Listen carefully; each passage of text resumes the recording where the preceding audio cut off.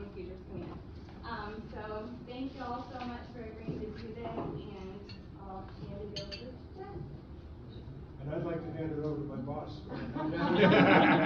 Hey, and thank you for inviting us and letting us be a part of this. This is a subject that I can get easily carried away and start talking, so people start like touching their watches if I go too long. But I thought, well, one, we're on the eve of Veterans Day weekend, so it's not a prerequisite to be in this room, but just raise your hand. Veteran, active duty. You've got I think it's almost quite a number of you. And I just step very quickly what the Mission Command Center of Excellence is and how it kind of fits. And then I'm going to rapidly get into the subject that we want to talk about, which is the Army's command and control system. And that sounds like, ooh, this is going to be an exciting briefing. But I promise we're going to talk about some real practical realities for our Army, where we're going and how we're thinking about future fights. And you're not really doing anything in an Army if you're not able to communicate and you're not able to provide that essential information to our staffs, who then provide that to their commanders so that they can make critical decisions and keep our soldiers alive. And that's as simple as it gets. But we have this thing called the Training and Doctrine Command. That's the 4-star command out of Fort Langley, Eustis, command by General Gary Brito. Underneath that, as already has been described, the Combined Arms Center, Lieutenant General Milford Beagle. And underneath that, he has a number of these centers of excellence. And some of you have lived this, have been a part of this, like Sam's saying. But we break down into war-fighting functions. So, and think fires, that's down at Fort Sill, Oklahoma.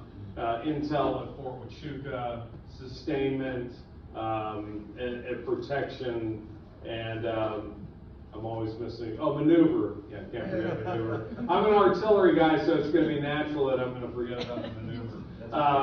But out at Fort Moore, formerly Fort Benning. And then the last warfighting function is command and control, and sometimes, no, not sometimes, is referred to as the integrating warfighting function. Because all those other functions they all have information, essential information, and they need to integrate and synchronize. And that's how we fight as an Army, whether you call it combined arms or synchronizing and integrating those warfighting functions.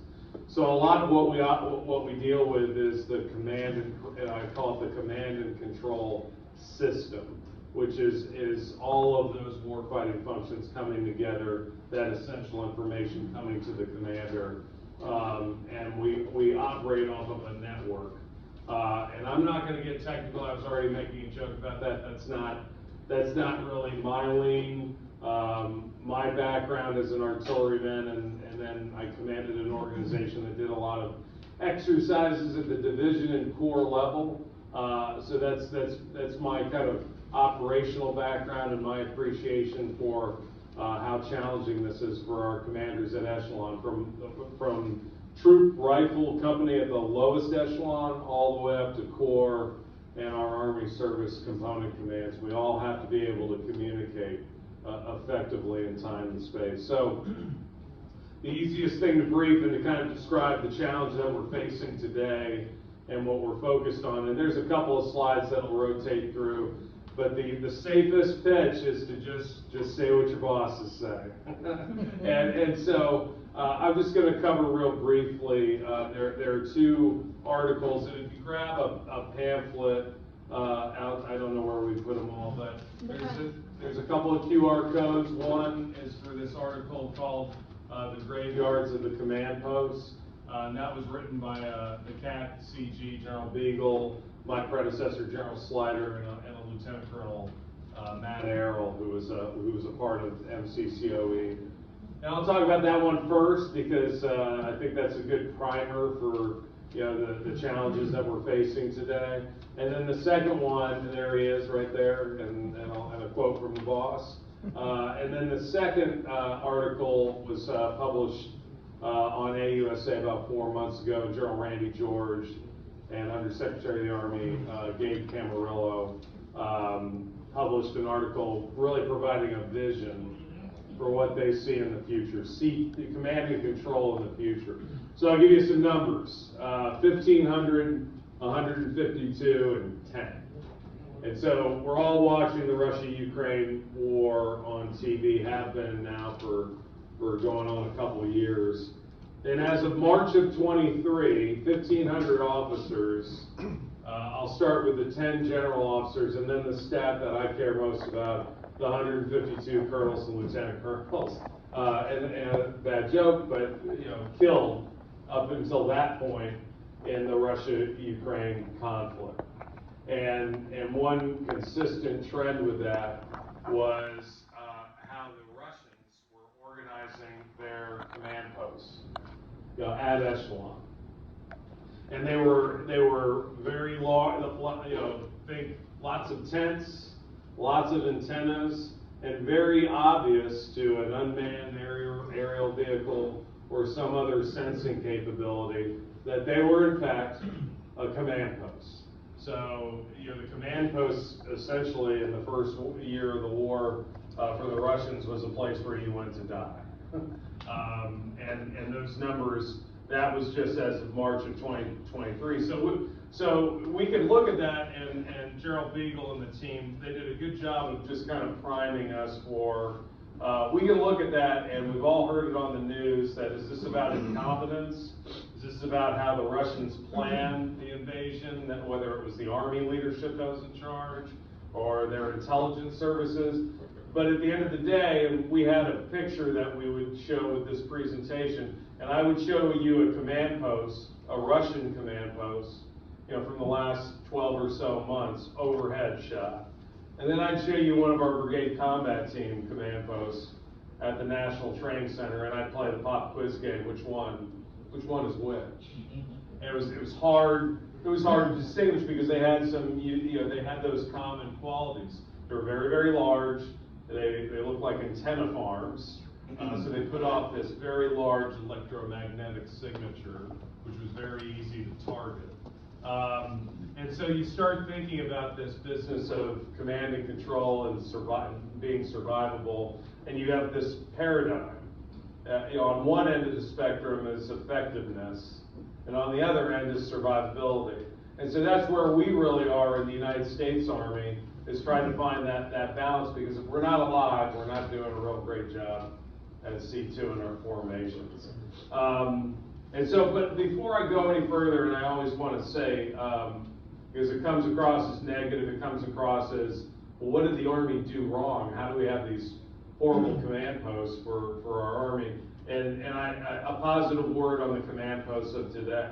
So if you think about it, think about the last 20 years in Afghanistan and Iraq, we built our command posts for purpose. And it was against a very particular threat in a very particular environment, in a very particular type of conflict. So, we were emerging in technology, and we were able to gain more and more information to make more, to add a level of precision in the decisions that we made to prosecute those wars. And we weren't worried about what was overhead. I mean, we were generally operating with air superiority, and so think Bagram Air Base in Afghanistan, spent 13 long months in a hangar out there, or Camp Victory, Iraq. We weren't so worried about the threats, and then when you started thinking about Russia, Ukraine, you started thinking about our other near peer adversaries. We know that that is no longer an acceptable means to command our formations. And that's what our chief and General Beagle and all of our leadership are very serious about. And us in the Mission Command Center of Excellence, we are the C2 warfighting function Center of Excellence. So us amongst a number of all the other centers of excellence, and a industry and Army-wide enterprise that looks at how we communicate, how we integrate, how we share information. We're all a part of that. So, we we have to think, we have a new operations manual called FM 3-0. And what I, really quickly, when we think about command and control, we think about the 4 tenets: agility, convergence, endurance, and depth. And I just like, through the lens of command and control, if you're thinking agility and you're thinking, what kind of command post do I want to have? I want them to be small. I want nothing on the ground, and mobile, and distributed. So I don't want those big tents with lots of antennas. I want constellations, and I want a means to be able to communicate. And then when I have to pick up and move, because I'm putting off some sort of a signature, I don't want to pull things off the ground because that's just slowing me down. And it only takes so long for some sort of munition to get to where it's going to create a real bad day for me and my team. Convergence, we're never going to, and this is a line that has been true throughout history, now and for the future. We're never going to fight alone. These are joint fights. They are combined fights, so with partners and allies, and they're all domain. And you hear this talk of all domain, multi-domain. So land, air, sea, space, cyber. You have to think about all these things. You have to bring them all together, all to bear. And this is this idea of converging all of these capabilities. And we need a command and control system that can speak and provide the necessary information in time and space to achieve this convergence. Endurance, we need to be armored, we need to easily dismounted, and we need to be low signature from a command and control standpoint. That's what we think about when we think about endurance, and we know one size isn't going to fit all. So we tend to think about worst case scenario, which is necessary, never aggregate, say, 4 to 7 vehicles, and never able to keep those 4 to 7 vehicles in the same place for, say, longer than 30 minutes, and putting out a signature that our adversaries are looking at.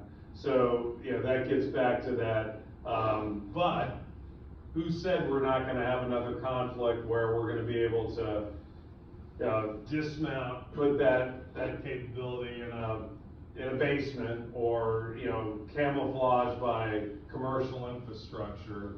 So we've got to have that kind of capability as well. And then the final thing is depth. And when we think command and control, we're really thinking about cognitive depth. And I go back to that essential information. And if we have the right information, if our commanders have the right information, because they're awash in intel and information and data. So if they have the right information about the fight, the deep fight, then they can make decisions in time and space that can then advance to the commander's objective. So the coin of the realm for us is really assured and redundant communications. Once again, your questions better not be technical, but we'll do the best that we can. But for the commander and staff, I think if you read Graveyards of the Command Posts, you see it on the commercials, you see it on your you name it show on Netflix. Think virtual, think augmented. Think I was a battalion commander and I have a staff, and I can put on some sort of augmented reality device, and I'm sitting at a virtual table with my staff. That I'm able to actually look them in the eye, exchange information.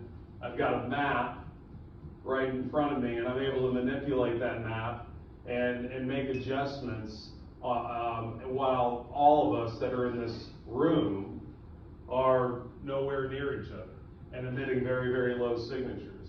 I think you start to get a vision for where we need to go for command posts. Just really quickly, just transitioning over to General George, who at the time was the vice chief and now has been confirmed as our new chief of staff of the Army. He put out an article, and we have the QR code if you want to check it out later. But he's looking towards the future and that Army of 2030, and General George and the Undersecretary, they really broke it down into 4 necessities, what we're looking for. And there's simplicity, intuitiveness, low signature, and continuous iteration. So and I love the way that they broke this down, because I think it's completely approachable for us to get our arms around. Simplicity, less kit, no footprint, effective, relevant, timely, think, handheld. You know, what a lot of senior leaders like to do to me when we're talking about the future of command and control is they like to take this out. This is, and for our senior leaders, they get to say, this is what I want. And I'm going to come back to this in a second, because it gets into another, well, I'll get into this right now, intuitiveness. So when all of us got this thing for the first time, well, we probably had I know I'm going super long, but you know, I told you, and he's telling me this. But the intuitiveness aspect is, I'll bet everybody here about 80 to 90% of what you needed to know you figured out in about an hour or less. Yeah, they call it the 80-20 rule. You didn't go to an iPhone school. You didn't get an equipment fielding for your iPhone. You bought your iPhone, you looked at these apps, you started hitting them, you figured it out, you're good to go. You know, think 80-20. 80-20 is 80% intuitive, whatever we come up with for our command and control system in the future. Meaning our soldiers, our warrants, our NCOs, our officers, they can get on a handheld device, just like we all get on our iPhone, and we can figure it out about 80% on our own. About 20%, we might need a little bit of help getting through the functionality of that. Low signature, so long, and I started the briefing with so long's antenna farms, server stacks and big tents, you know, hello, commercial, hiding in commercial infrastructure, camouflage by the commercial infrastructure. And then finally, continuous iteration is the other necessity. So if we're working with our industry partners, if we're working to create the next software, it's a buy, try, decide model. And the only thing that matters is the feedback from the soldier. So it's those contact points and does it work? And having that direct connection between the soldiers in the field and that rapid software path development, where we can continuously improve, because as we all know, this thing gets confusing on a flip of, you know, it gets better and improved and on a pretty rapid clip. And the last thing that I'll say is there are a lot. You know, this is not a doom and gloom story at all. In fact, we've got a lot of innovative leaders and senior leaders that are very, very serious about us making significant progress on a very short timeline.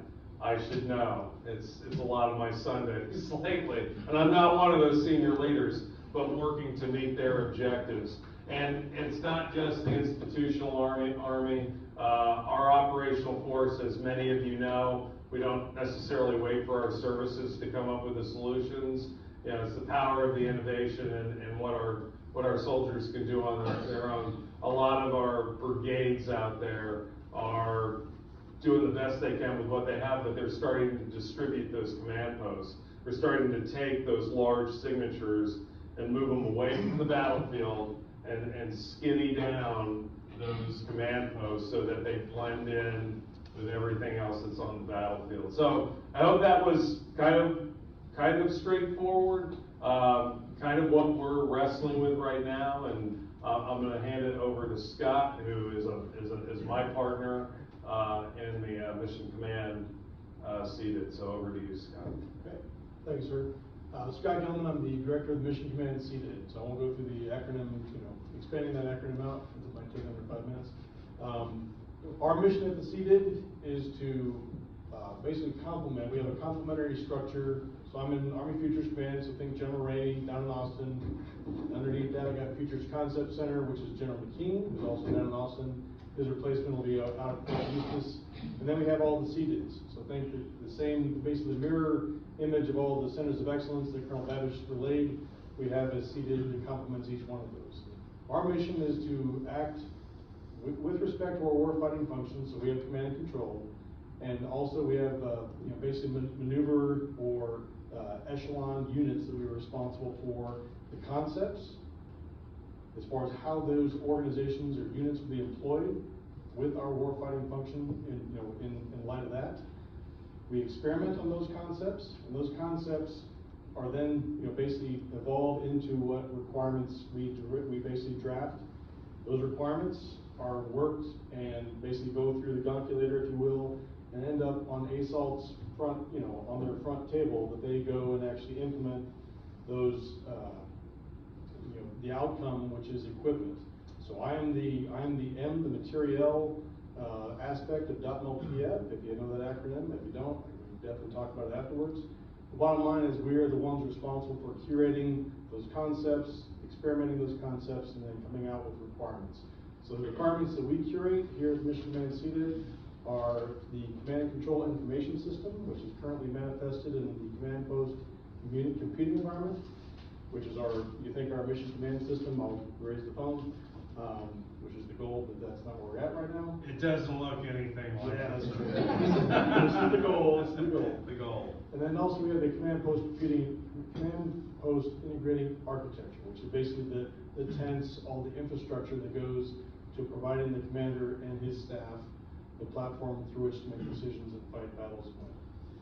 So that's who we are, where we are on the data spectrum. So I would offer, and I'm going to pass off to Jeff here after my talk, but right now we're getting organized. So I literally came back from Pittsburgh earlier today, where I sat up there with the Artificial Intelligence Integration Center up in Pittsburgh, where we basically literally had a 2-day session where we're talking about AI requirements. So we had all the CDIDs represented, AI2C, Software Factory, AFCEA had representation as well. And we're all trying to discuss, okay, what are our AI requirements, kind of baseline across AFC at large. A lot of commonality, and we'll get some feedback as far as, once the note takers kind of come back and tell us what we told them. But the bottom line is, data is right now in several stovepipes. So think one of the greatest, anecdotal feedback I got yesterday was, think about all the data that you generate in emails. I'm sure industry does it a lot better than the Army, but here in the Army, we are tasking each other, we're asking, we're doing a lot of business on emails. Well, guess what can't be grafted from those emails, the data that's in there. So there's a whole body of knowledge, if you will, that we're, at least, I'm not saying it can't be done, but I can tell you right now the Army's not doing that. So that's something that, just a data point that came up during the course of the discussion was very enlightening and, very informative, because there's a lot of work that goes on, files passed, information not curated, discoverable, and usable in the future. For our C2 information systems, I would love to tell you that we have one ring to rule them all. We're not there yet. That's the goal. The bottom line is when our Army was growing up, coming into the computer age, if you will, each warfighting function developed their own system. So our fires guys, the Colonel Babiches of old, came up with this awesome system called the DATIDs, and they built that system and it worked for them. Then the air defense folks came over and they built a system called AMDUs. And then we had the air aviators. They built and I know I'm throwing acronyms at you, I apologize. I can go through the acronym soup later on. They developed another system. So we had the aviators, the artillerymen, the air defense, and then of course we had the command and control warfighting function system, which was supposed to collate and relay to the commander all those different things.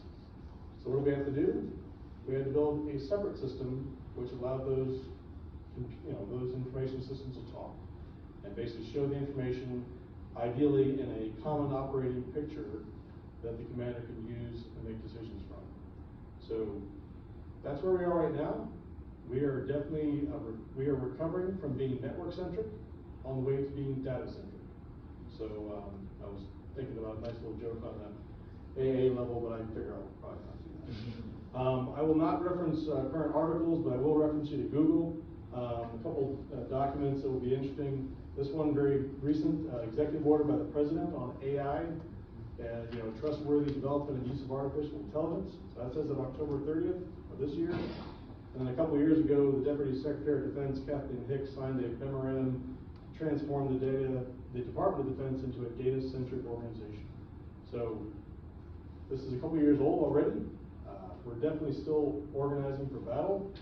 We've not gotten there. There's a lot of work being done across the Joint Force and the DoD at large. And so there's a lot of work being done in that regard. As far as emerging technology, bottom line is, back in the day, long before most of us, the Department of Defense drove innovation. We're not there. You all are driving innovations. And that is definitely not lost on us. And that is definitely something that Army Futures Command is trying to do better at as far as outreach and, through venues like this. And also, just a plug, I have a battle lab, which basically think of as a demonstration area. So if you have technologies that you think would align with the command and control warfighting function, please reach out to me on LinkedIn or email, whatever else. I've got cards here. We would love to be able to be that venue where you can, kind of at least showcase what you're doing. And if we can't, service the target or get you, we can definitely get you aligned with somebody that can. And that's something that I was just revisiting a briefing or a engagement that General Rainey had, and that was one of the questions that came out was, how do we reach out to you and provide you the insights that we have learned from the industry side? And he said, we're working on that. So, not saying we're there yet as far as being able to provide quick and responsive feedback, but I want to be that venue for you, at least locally here in Kansas City. And with that, I will pause and pass off to my colleague, Jeff. Thank you. All right, I'm going to leave this. Try. Very good. This is going to take 5 minutes. Okay. You can hear me all right, I hope. Yeah. So I want to pick up where Colonel Babich, Colonel Gilman just laid out for you about where we are, where we're trying to go. And I kind of want to pull back into the here and now. What's currently going on? What are we trying to do? We are trying to become data-centric. Secretary of the Army earlier this year approved a definition for what's it mean for the Army to be data-centric. I should say about a year and a half ago, she made Data-Centricity one of the Army's objectives while she was secretary. So that's, kind of put that at the top of the list for a lot of us. But data-centric, to paraphrase the Army's definition, is it's empowered leaders and soldiers who know how to use data and analytics to do their jobs, be it for readiness, be it for warfighting, and that they are backed up by the right tools. Of course, the question is, how do you make the Army data-centric? Because I would agree with my fellow panelists that the Army right now is not data-centric. Some cases it's sort of, but others not. A lot of it is fundamentally about changing the culture of the Army. We have a lot of people that are used to doing things the way we've always done them. But as Colonel Babich laid out, the operational environment today is very unforgiving. And part of the reason all those Russian command posts and Russian commanders died was because of data. Because the Ukrainians were taking data from multiple sources and figuring out that that was a command post. So data is the problem in that regard. But at the same time, data is the solution. If we can distribute a commander and staff to multiple locations, give them different communication means that don't have that unique signature, data is the solution. By focusing everyone on common data sets, by basing everything off the minimum essential information requirements, and by only routing the data products necessary to meet those information requirements. It's a reimagining of the command and control system that we currently have. And so part of this is thinking about what's coming next, but there's another element of, hey, what can we do right now? There are tools in industry, and there are units in the Army right now that are taking tools from industry and using those in operational roles. And a lot of this is about taking tools already available and put them in operational use now. But that's a cultural change. It is about getting commanders and staffs to realize, number one, that they potentially can access all kinds of data that they're currently not used to. It's about getting commanders and staffs to understand that, you know what, that process where someone brings you a bunch of PowerPoint slides to explain to you what's going on, that was put together by dozens of people. And it took hours, if not days, to pull it together. You could have a dashboard where all that is coming directly from the source, and you can understand that immediately. And everyone who used to build you those products is off doing other skills that are of benefit to the unit, or doing other tasks, benefit to the unit. So it's a completely different outlook on how we do command and control.